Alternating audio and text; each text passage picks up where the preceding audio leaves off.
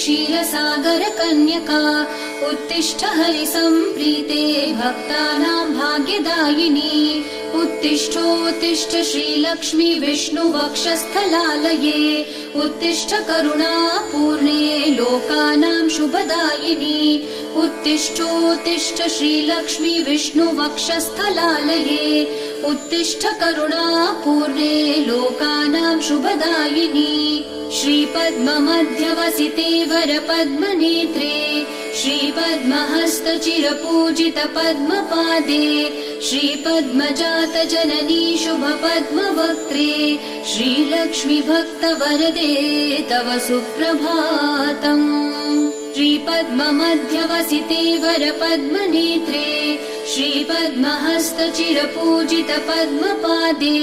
श्रीपद्मजात जननी शुभपद्मवक्त्रे श्रीलक्ष्मी